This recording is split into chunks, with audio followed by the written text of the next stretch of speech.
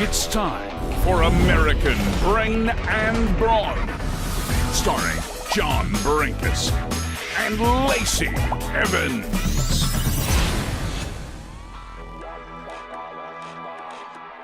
We are live. I almost didn't make it on the couch for this one, John. Wow. You're just coming out of the gate just full on horns. Look at you. Coming rushing. I just need, I need to light some sage around here and just calm down. Today is a rough day, but you know what? As a tough chick I am, I'm going to pull through and drink my coffee and not be so damn mean all the time. Well, yeah. You know what? There are a lot of people who are saying you're awfully mean to me. You know? You are. You're awfully mean to me. It's like somehow gives you an endorphin rush to just be mean to me, and you need to change that. We need to talk about that. What do you want, a diaper, John? Security blanket? Something? I don't got nothing for you. I have my American Brain and Brawn whoopee. I've got a blanket with American Brain and Brawn whoopee. I think that it's pretty clear that I'm out of the woods for the time being. Last week's show with Ozzy was pretty amazing. Yes, it was. And the comments and the feedback was incredible. And because it's Veterans Day right now, Lacey, you said to me, "Hey, John, do you have any friends who served?" And I said, "Do I have any friends? I work with Kill." Well, first of all, I don't really have friends, but I have people I know.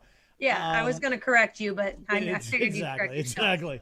So anyway, I work with Kill Cliff, the clean energy drink. We are founded by a Navy SEAL, run by a Navy SEAL, and I have the incredible honor to meet some unbelievable people who are vets who are either in the Navy in different divisions and been absolutely amazing. And actually, Lacey, that's how you and I met. We met on Memorial Day on Salute Across America. Yes, we did. That was a great program. And I'm excited. You're right. It is Veterans Day. I know that everybody's seeing it on their social media. So yeah, we're pretty much going to give this platform to some motivators. And John's got probably the perfect one. I haven't got to meet him yet. So I'm literally going to be all ears because his story is just as motivated as he is. And not only what he's been through, but what he's doing. So everybody listen, because like I said, this is Veterans Day and we're going to use our platform to highlight some really cool people. All right. So we're going to spend the show with a good friend of mine. He works with Kill Cliff, was in the Navy, is unbelievable. His life story is something that is, when they say truth is stranger than fiction, this is absolute fact. One of the most inspiring people I've ever met, including Lacey. More inspiring than Lacey. Lacey's inspiring, but Duong Wong takes it to a whole other level. Dash, welcome to American Brain and Brawn.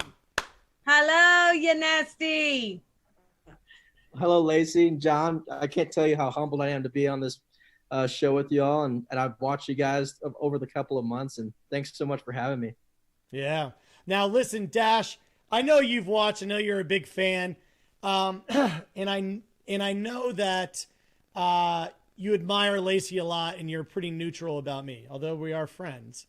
But I don't have this kind of story in the pedigree. I'm not built like you and Lacey. You guys have an unbelievable backstory.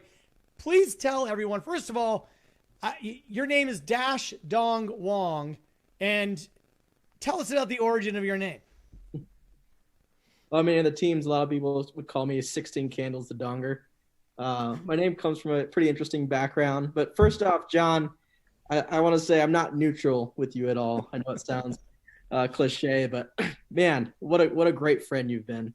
Your positivity, you've always upbring people. And I know Lacey might think it's pretty funny, but I got to meet you in person in Utah. And that's when we first met. And you're an incredible individual. So yeah, no neutrality there. You're a great friend. My name comes, gosh, I was born and raised in Hawaii. My parents want nothing to do with me. So my dad left, my mom left. I was left in a hospital, a Tripler Army medical hospital. And since I had no name, they one-lined my birth certificate. So I was nicknamed Dash. Fast forward, ended up. Oh, wait, hold on. Let's work on that. So your name is Dash because it was essentially blank Yep. where it said name and it was just a line, and rather than being called Line, they nicknamed you Dash. I'm really glad they didn't pick hyphen. So Exactly. Yeah. All right, Lacey. So Dash, we want to talk about resilience and being strong and coming back from adversity. So we're starting off in a hospital alone with as Dash. Dash, continue, because you are this is what I'm telling you, the most inspirational person I've met. Go on. Well, thanks again. They ended up finding my mom. Bless her. We grew up in tough times. We ended up being homeless and whole. Interesting choices, I would say. And, so I ended up getting put up for adoption. I was in Child Protective Services for a while, and I was blessed to be adopted by an Asian family, the Wongs. And I don't know if it was some type of cynical Asian joke they play on white people, or I don't know if I can say that on the show, but they changed my middle name from Ryan, my last name from Hartman, to Duong Wong. And I was so blessed. I was so thankful to be in a family, so accepted. Academics was, of course, huge. And I didn't start school to the 5th grade. So to have this name, to have something I belonged to, was truly, truly like a gift for me. So I accepted the name, I accepted the title, and I'm Duong Wong. That's me. That's amazing. I mean, so that really poured the foundation.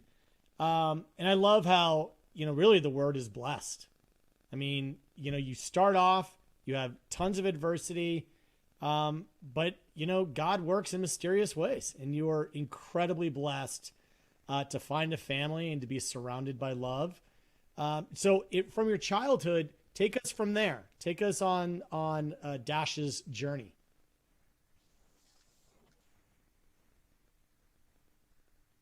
Uh-oh. Are you still there, Dash? So my journey was, I didn't like anything.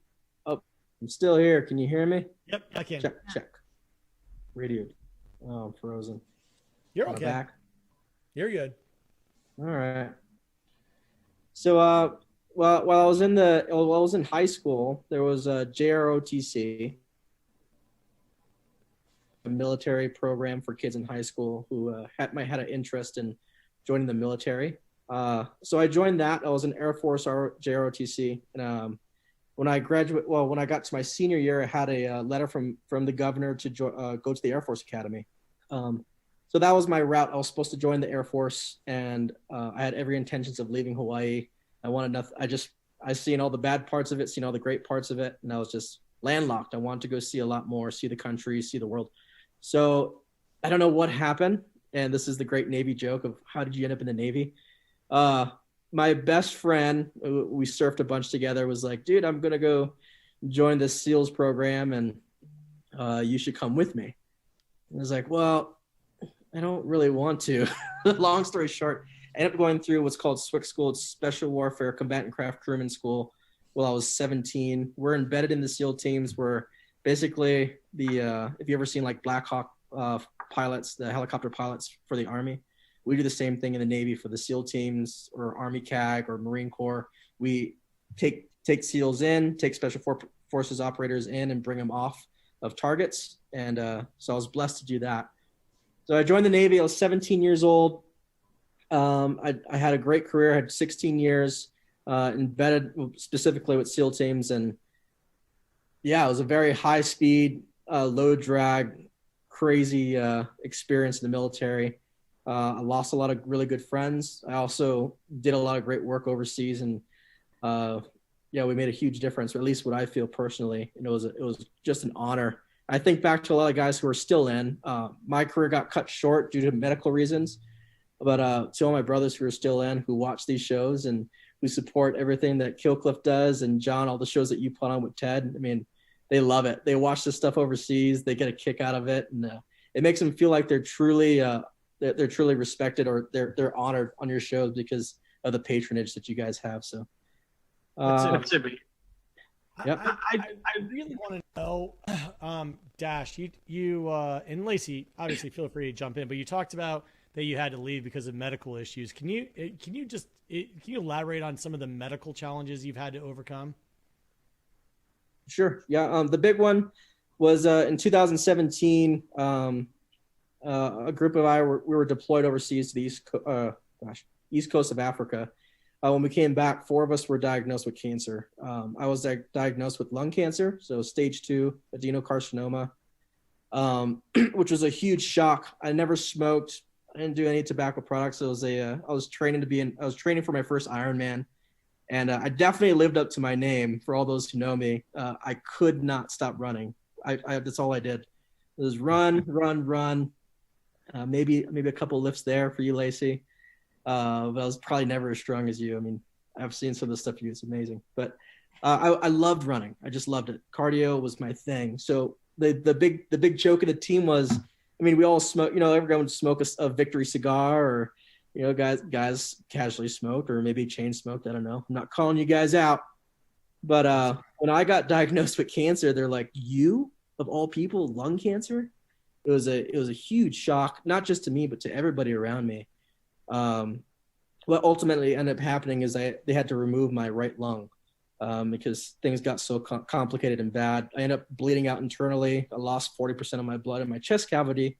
And I woke up in the ICU with the chaplain over me praying, which you never, I mean, if you come out of a surgery and there's a chaplain standing next to you, it is the most, I mean, it should be like hey, chaplain, how are you? It's the most terrifying, sobering feeling I could possibly give to somebody, because you wonder, you don't wonder, you know exactly what the severity of your situation.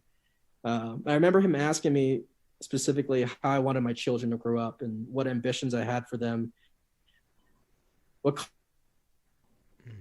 college to go through. And he told me, he's like, the Navy SEAL Foundation is going to take care of you and your family and your children, and there's nothing for you to worry about. And I was just ridden with this. I don't know if it's because I'm an arrogant or stubborn man, but I was just like, I grew up with no father. I didn't have a father figure in my life. And I was like, I'm going to make damn sure my kids grow up with a father. I don't care, what you say it's going to happen to me or how you think this is going to play out. I will start walking. I will get out of this bed. I had tubes coming out of everywhere. I had tubes out of my ribs, tubes out of my back. I was at a breathing ventilator on me. And I have a picture that I can send to you of me walking around with the nurse with my gaiters on, the rest of the team behind me. I wasn't going to accept no for an answer. There's a term that we use in the teams, and it's a no fail. We never quit. We always kept persevering, no matter what obstacles in front of us, no matter the challenges. We'll push forward because the entire nation's on our back. We have to succeed. We have to complete this mission. And that's what I look to as fatherhood, because of the way I was brought up. So fast forward, that was 2017. I got my lung removed in 2018. And now I am medically retired, and I work full-time for Killcliff, which is the greatest company on the planet. And I'm a one-lung, breathing, lean, mean fighting machine. I guess I went from a 4-stroke to a 2-stroke in the dirt biking world. So I love life, and that's kind of where I'm at now. So, Lacey, and there's more to the story. Lacey, but you want to hop in here? Oh, my gosh. Okay, I have so many questions. I'm glad John didn't brief me on you or what you've been through, because 9 times out of 10, the people that we have on the show, I know their background. I know their story. I've already kind of felt it and been through those roller coasters of emotion. So I'm kind of just like speechless, because this is the first time I'm hearing this, and coming from somebody who has been through a lot of crap in their life. I have a question for you, because, everybody's story is different. The way people take things in their lives are different. Some people can go through half of what you've been through or what I've been through, and it rocks them, and it feels like it's worse. So yeah, everybody's situation is different. But my question to you is, I would ask, how did you get through all of those things? But I think I can relate to you and say we didn't have a choice. There was no other option. So I feel like that would be the answer. But what I really am curious about, because I don't know how you will respond to this, is when you're sitting there, like when this is over, in about 30, 45 minutes, whatever, you turn the screen off and you go back to being a father, you going back to being an employee, going back to being a human. How do you not, after everything you've been through, as you're sitting there watching your babies and you're being that badass dad that they deserve, as you're sitting there with one lung motivating these veterans and these people all around you, how is your anger level? Do you ever, because that's what I struggle with, you know, what my parents put me through, what I've been through in my life, how my brain is. Some days I just want to like it physically grab it and like just be so mad at what I've been through. And do you ever find yourself sitting there just pissed, just so angry or sad that like kind of like a why me thing, not like victim, pitiful, like I'm not gonna, you know, because no, hell no, we're gonna make it. Every day we're gonna wake up one lung or not, you know. But do you ever just find that anger, just like that fire just starting to build in you? And if you do, what do you do to like stop it? Well, that's an amazing question. And before I answer it, I just want to say this is I know that I've had circumstances that happened in my life that were negative or not in the best situations. I never want people to look at my situation and say, well, he was way worse off and he did okay. My problems are way less, or they don't mean as, you know, they're never going to be up to that level. So I shouldn't worry as much. I think everybody's problems or everything that we go through life is warranted, whether it's you have a slight cold and it's the worst thing. It's the most miserable you've ever been. That's warranted. Like that's a struggle. That's a tribulation that you're going through. And if I can help you fight through that through some type of mental aspect to help you overcome that, I mean, that's a win for both of us. So yes, I had some shitty things happen in my life, but that doesn't make the shitty things that are happening in someone else's life less shitty. That's the best way I can put it. I've seen people that are way worse than me. That's the best way. I don't know how to explain it any better than that. But as far as that fire, I would be a liar if I told you that those feelings never erupted in me. Every situation I've ever been through, whether I was living on the street, I used to go to a graveyard when I was 10 years old. And there was a graveyard, and I used to go there, and I used to work with him, and I'd pick the flowers off the trees. I didn't steal them from the grave. I'd pick the flowers off the trees. I'd string them up with fishing line, and I'd go downtown to Waikiki and sell it to all the tourists. This was at 10 years old. And I loved it. I thought I was giving back. I saw the smile on people's faces. I made a lot of money. I was like, this is a great job. I'm doing things, and I got to do the things I like to do. But I never saw myself in this like weird struggle. I just need a way to overcome. I need to find an adaptive way to succeed. Otherwise, I'm not going to eat. I'm not going to get to go play at the arcade, which is what I really wanted to do. There was a fire inside me that was pissed off about my situation looking back on it. During the tribulation that I was going through, I was just trying to make it. It was like, okay, this is my problem. How do I overcome? What's the next steps? What can I look forward to? It was never a why me, it was a what's next. My perspective was always on the end goal or a forward thinking of how to succeed, rather than sitting there in my own self-pity and misery being like, woe is me, someone should help me. Fast forward to going through cancer, or this was the hardest thing I ever had to do and I learned a very, very valuable lesson, was being in the military. I was a tier 1 unit. I got to operate at the highest levels of the military. I got to work with the best people in the entire world. And now all of that's going to be stripping from me because of stupid cancer. And now I'm taking my lung and I can't jump out of airplanes. I can't dive. I can't do all these things. I have these limitations. I spent 16 years of my life training to be this person that they wanted me to be, putting my entire identity in something that I believed in, now to get it all removed. Like, you want to talk about anger and frustration, that was me. And I thought that my anger and frustration would help me persevere through my tribulation, when I was 1,000% wrong. My focus was more on me at the time when it should have been on others. And that's the message that I would like to send to people, is in the deepest part of your misery or your tribulation or your struggle, the less you spend worrying about yourself, and the more you spend thinking about the good that you can do for other people that are struggling like you, the better you're going to be off. The less pain you'll feel, the less struggle, the less pity, the less that weight comes on your shoulders. When I thought I would visualize myself with no hair and standing in front of a church of people with their own struggles saying, life is great. Like, life is cherishable. Life is the best thing you can do. To breathe, like for me, breathing is a struggle now. Every breath I take hurts tremendously because of the scar tissue in my lung. breathing. I don't take anything for granted, and neither should anybody else. If I could draw that perspective to somebody to show them how blessed they truly are, that's a win. So that was my message, is anger is always going to be there, that fire, that frustration. It's how you harness it, because those emotions are true. And if you break down anger is just a confusing form of sadness, or something that you don't understand.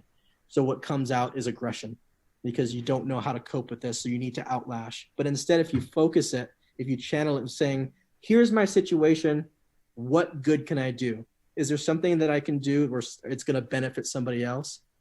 Then it becomes less self-pity and more empathy. The more empathetic you can be to others, the better your life will become. That's my personal belief, and that's how I got through it.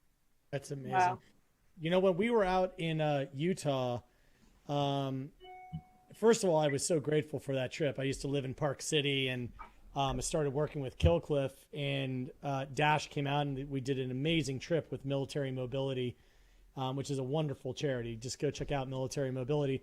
And, I really got to spend some time with Dash, and honestly, I didn't know all of Dash's backstory. And as I just kept diving deeper and deeper, Lacey, the thing that really is amazing about Dash is that perspective on, even though whatever you're going through, it's only relative to you. So somebody else, who could theoretically be way worse off or not as bad off, they're going through the same degree of pain that you're going through. And when you try to help others, that it sort of taps into the purpose of life. And that, Dash, you live such a purpose-driven life. Even this calendar year of 2020, I know you've had to overcome some incredible obstacles. Can you talk about what you've had to overcome in 2020? Because most people are like, oh my God, this has been a crazy year. And I don't think it's been any exception for you. Yeah.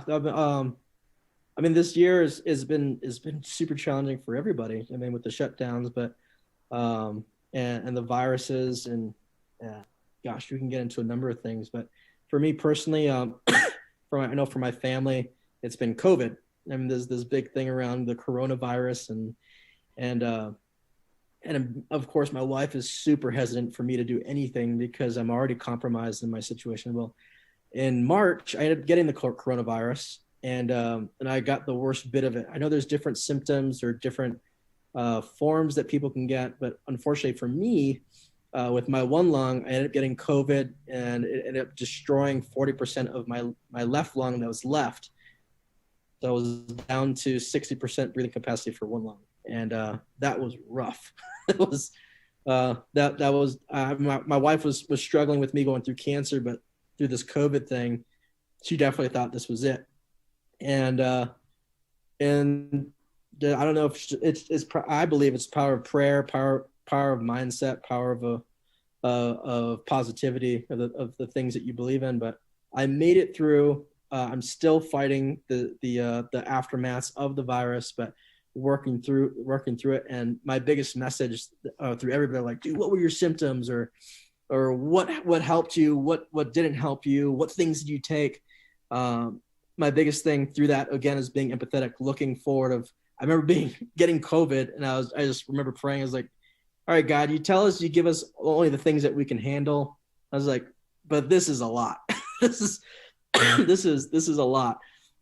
And I remember the interesting thing is I did a podcast right before I got COVID, and it was with another brother of mine.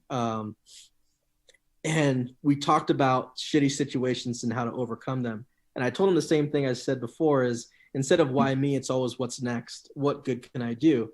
And when I got the diagnosis of COVID, and I saw the results of my lung, I remember going right back, and just like Lacey was saying, I remember my mind and my heart was saying, why me? Like, this is messed up.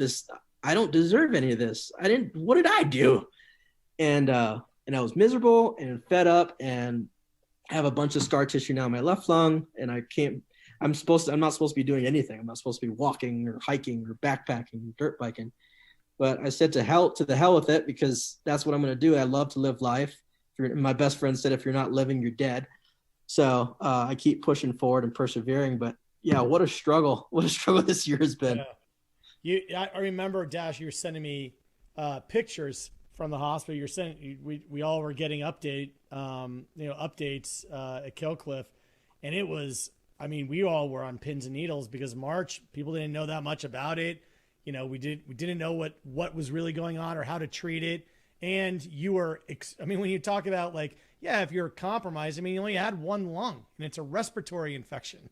Like you were behind the 8 ball from the beginning, but you know, honestly, it was no surprise. And I know it was an incredible struggle to get through it, but obviously you persevered through your life in every way possible. It's no surprise that you were able to come out of the other side. And I think for a lot of us, we were rooting and you're that superhero. You're the kind of person. And I know when you're saying, hey, my life and my situation is no different than somebody else's. I mean, that is a tough thing to battle through. And it's so inspiring because the question in that quote that you just said about don't ask why me, ask what's next. You don't really have a choice. You know, if you sit and wallow for too long, you're going to rot. So you've got to be moving. You got to keep going. Where do you find that energy to just always keep it clicking over? Because, you know, especially in March and into April, I know there are probably some very dark moments there. Yeah, I give a lot of attributes to my military career. You know, being overseas and a lot of deployment places we go to, because we're such a small, specialized team, there's nobody else but us. I mean, if a vehicle breaks down, if weapon systems go down, if equipment breaks, it's up to us to adapt and overcome. That was our biggest mindset that we had, because it's make it or break it. We don't have support of going to Costco or going to a Lowe's or going to what do you call them, Home Depots or whatnot. You have to figure out adaptive. Same. That mindset is so ingrained in you while you're going through training. It's adaptability or die. I mean, every situation that we go through, whether it's military free fall or it's heavy weapons training or it's high speed hook and climbs on ships or it's breaching of doors, everything is so complex, so fast, so high speed that you have to adapt. There's no strategic, like this is A, B, and C, how it happens. You know, when you come through this door, there's going to be target here and you're going to interact with him. And then the next door you're going to go through, there's going to be a hostage and there's going to be a bad guy holding on to him. Nothing's cookie cutter in war. Nothing's like this cut and paste situation. So you need to be fluid. And that's kind of how I go about life is, or through, I wouldn't say just life, but through situations and turmoil is there are options. There are things that are available to you. There are resources there to support you. You're never alone. You have to change your mindset from, I remember it's a funny guy quote, and a lot of people can make fun of me, but it's Will Smith. Will Smith said, the people that are stuck in suffering can do no humanly good to others. The minute you're stuck in suffering, you're suffering. Everybody else around you, you're either going to bring them down to that level or you're going to be stuck there. It's when you change your mindset from suffering to giving back or doing something better for the world that you're no longer there and other people can actually come in to support you. But if you're just stuck in this wallow, you're stuck. So yeah, that's it. I love, I've never heard that. I'm going to write it down. I think it's that victim mentality that, you know, when you go through a lot, you just get tired, you know, and I know, I can only imagine you've been there, but like, and it's so hard to make that decision of, okay, look, it's normal and it's healthy to sit there and take in the struggles and realize what you've been through and be tired and cry and, you know, kind of sulk for a minute. I think we need that to heal, but you also need to make sure to get up, wash your face, take them deep breaths with whatever lung you got left, honey, because I know that you are the prime example of that. And that's incredible that I think, you know, you should sulk a minute. Realize what you've been through, take it in and feel it. And like you said, get up and you've got to take that breath, wash your face and make that step to continue to keep going because you've got the choice. You have the body, you have the ability, you've got the breath, you've got the day to do that. But everybody out there listening, I hope that y'all are listening and just thinking like, wow, and being motivated by this man, and realize that sometimes our problems are not as big as they seem. That is not taking away the pain you're going through, the depression, the anger, whatever, the bills, the struggles. That's not taking away from that. But just seeing other people's stories, seeing their pain, seeing physically, mentally, and emotionally what they've gone through and how they've overcome that, and realize, you know what? I can do the same thing. Just let me take that deep breath. Let me wash my face. You know, I've got 2 lungs, you know, like right now as Lacey Evans, as Macy Estrella, I'm thinking, I'm sitting here as I'm taking my breaths and my chest is rising. I'm thinking like, man, I've got 2 lungs. I can do it. You know what I mean? Just little things to get you up, keep going. And realize like, what was it? I just wrote it down. Not why me, but what's next. I think that should be like the theme of today, and definitely what I'm about to tweet on social media, because that is so powerful. It's just incredible what you've been through, and I couldn't imagine, man. Dash is special. You know, it's funny because people like Dash, and when I say people like Dash, Dash has gotten to the essence of life. And in Dash, you're made of love. I mean, you really are. You are a walking testament of love. And regardless of what religion you are, when people say, what is God? Who is God? God is love. God is the very fabric of what makes up everything, regardless of your religious belief. And I know that, Dash, you've tapped into that, and you are perpetuating love just with every breath and with every interaction that you have. You know, and I know that you have to go, Dash, and I really appreciate you giving so much time today. But there are a lot of people who are struggling in 2020, and there are a lot of people who are trying to make sense of it all. And I know that you have given us those words of, you know, don't ask, you know, why me, say what's next. But what's another tip you can give, kind of like the country as a whole, when people are like, oh my God, it's broken and it's crazy. How can you help us get through this crazy time? Well, that's again, you guys are loaded with like really phenomenal questions. I mean, I can go in probably another hour with this topic of how to overcome what's going on in this situation of turmoil and confusion and fear. And the biggest thing is, as far as my religious beliefs, I'm happy I'm a Christian, and believing in Christ for me personally, whether you believe whatever you believe, it's fine on you, for you. But I personally believe in Jesus, and Jesus talks a lot about these times, and he talks a lot about not living in fear, not living in turmoil or confusion, not giving into those things. And what I say is there is hope for tomorrow. Don't put all your faith in everything in the situations that you're seeing. Don't believe in all the media. If the media, if the news, if all these things, the elections, everything's burning you down and winding you out, and you're wondering what's going to happen or who's going to win or why this and why that, just stop.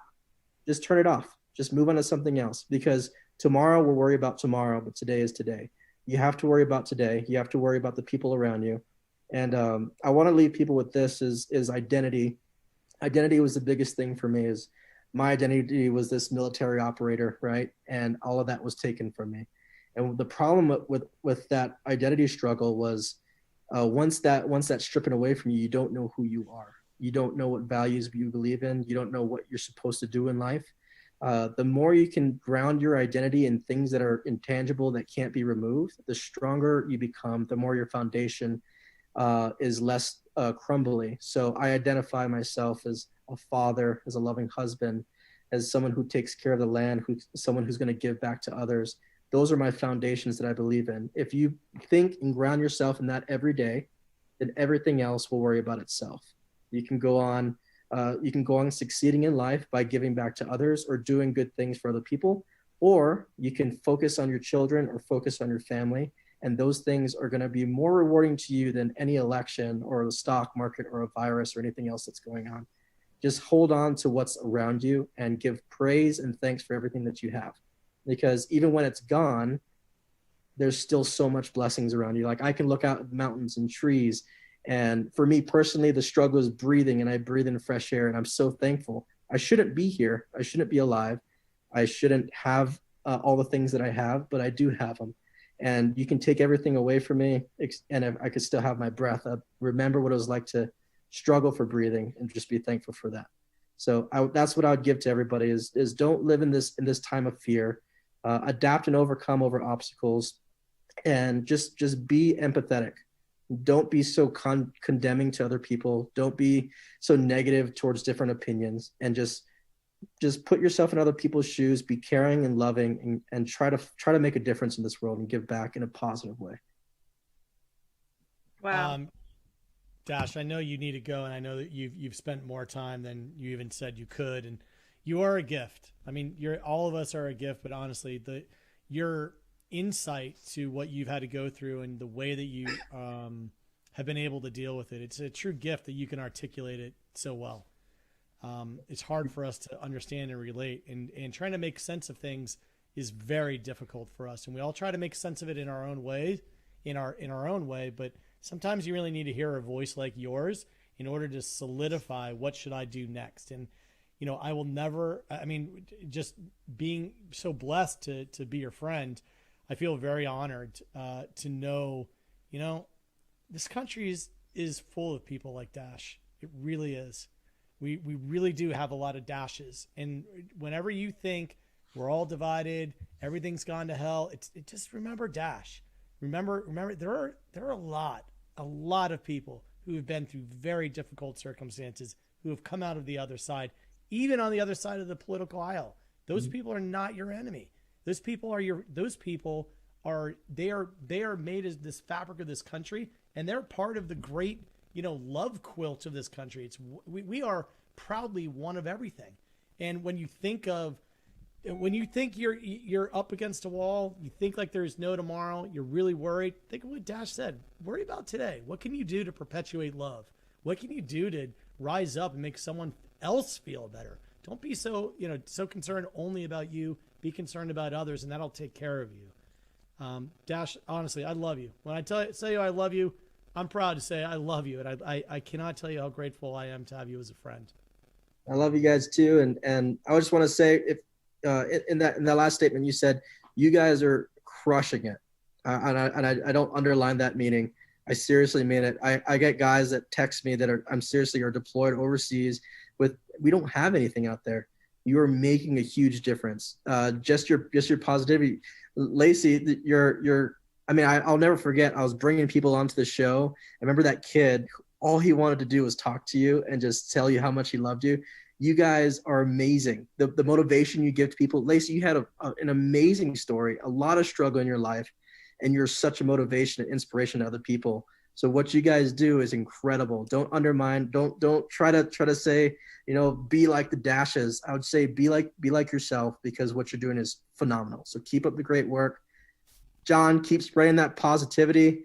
And Lacey, it's such an honor to meet you guys, but I really do have to go. I got to go drive the school bus. Thank you so much, man. We appreciate it. Hopefully we can bring you back on soon. Absolutely. All righty. Well, God bless you, Dash. So there, Lacey, let me tell you, hopefully our audience learned a little bit of something. I know that comments in our chat room are just full of people who lost somebody, in the military, and are so grateful to be able to spend time with Dash. I mean, this is really a special time. I'm speechless, John. You know what? The biggest thing I think is somebody who, has been through a lot, and you could just tell in his eyes that he is so kind and so happy, and what he's been through has not destroyed him. It hasn't made him hard. It hasn't made him mean. And I feel like that just opened up my mind and my eyes, because I think I carry so much weight and anger like that I can't even express. And it's obvious in so many things I do. I'm very, very I'm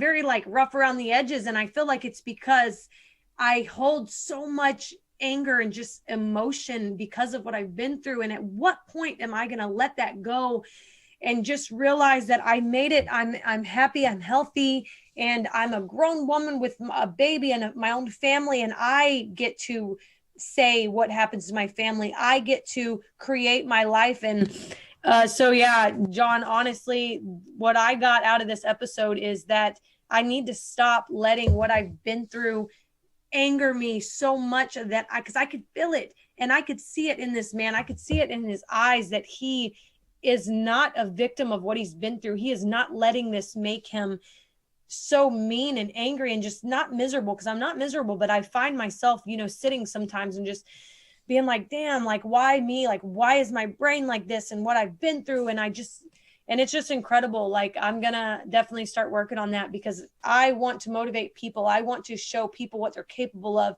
And then you bring people like this on that shows me what I'm capable of. Like, I can get through what I've been through, and I can make it not dictate my life anymore. And so that's something I'm working on. And that's something that he obviously has excelled in and has realized. And I'm just in awe at this man of how he's just so kind. Yeah. I will tell you, working with Killcliff, like I told you, founded by a Navy SEAL and run by a Navy SEAL. When I say I am so blessed to meet some incredible people, there's something about there, and Lacey, you know this really, really well. There's something about the shared experience of, being outside of the comfort zone that most people have and experiencing something so profound that you learn to be incredibly present. And right. That gift of now, that's it. My eyes have been so open to now is a gift right now. That's why it's called a present.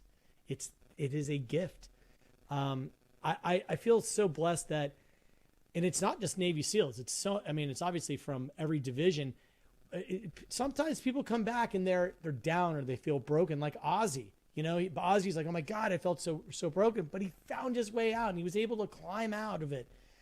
For those who feel like it's dark and there is no light, there actually is. And we together as a community need to reach out to all of our friends, all of our neighbors, and really tell everyone there is light. And that light should be you.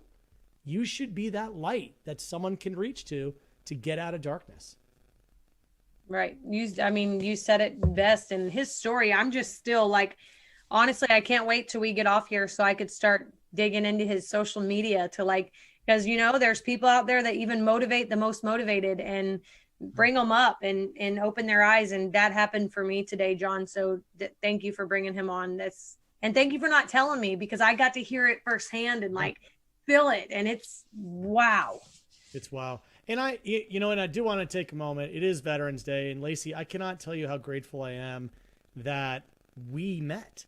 And we met I can't even remember how we met, but the second that we met, I was like, oh my God, I have not met somebody with your energy and your what you're bringing. I love the expression, you're either an asset or a liability. And you are such a massive asset to this world and to life. I cannot tell you how grateful I am. And we have a lot of fun kidding with each other. But yeah. I am being so serious when I tell you you are special.